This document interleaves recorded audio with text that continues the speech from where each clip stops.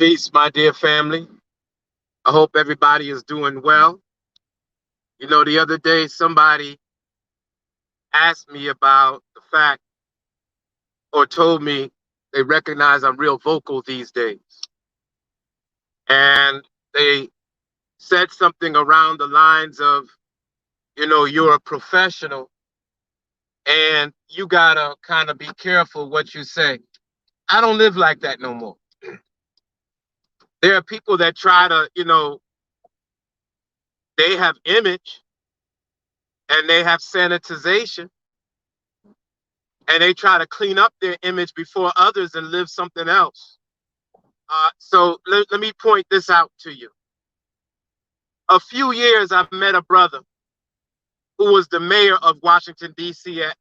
He's dead now. His name is Marion Barry. And I don't know if you remember Marion Barry's story, but Marion Barry, I thought, was portrayed one way all the time after he made a mistake. Marion Barry was, videoed on national television using crack cocaine. And from then he became the crack mayor. People made jokes.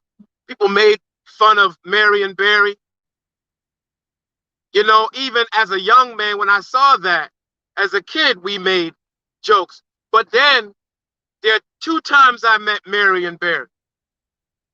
I met Marion Barry in Chicago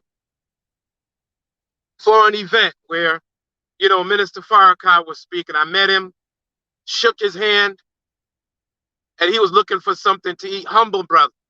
At that time, he had already recovered. He was doing well. You know what I'm saying? Back with his wife, back on the square. And then he did something miraculous. The second time I met Marion Barry, I met him at a church in Washington, D.C. The Reverend's name was Reverend Willie Wilson. Marion Barry had gone back to D.C. He was so popular in D.C. that he became the head of the city council. That's only second to the mayor. When they announced his name in the church, I witnessed this. The whole church stood up. Black people were applauding like he was a hero. It was a thunderous applause. They loved Marion Barry in Washington, D.C. My question is, what made him so popular? Because he fell. He was seen on national television smoking crack. Now, why would black people, even after that, see him as a hero? I tell you why. In the 80s, a whole lot of black people in Washington, D.C. succumbed to crack cocaine. As you know, Washington, D.C. is also called Chocolate City. It's called Chocolate City because even though you have the government, the House of Representatives, the House of Senate, the government is there. But when you step off those steps, you see homeless people. You see black people struggling, hustling, doing bad, doing good. And I ain't talking about Prince George's County. That's where the affluent black people live outside of D.C. I'm talking about what they call Chocolate City. So crack cocaine devastated Washington, D.C. in the 80s.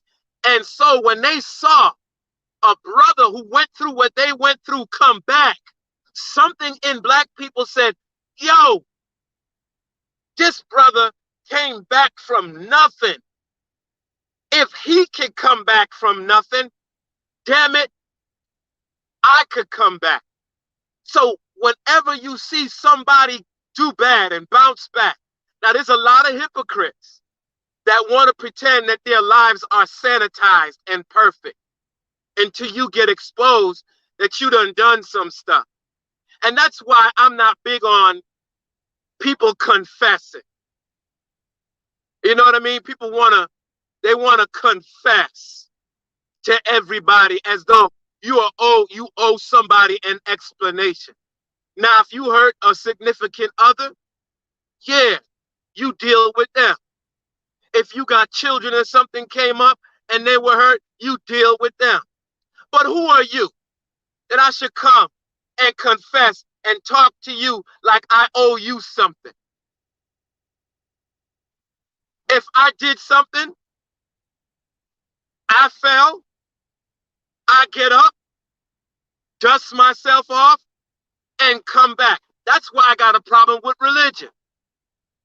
Because some of the most hypocritical people are the people y'all idolize. Anybody perfect,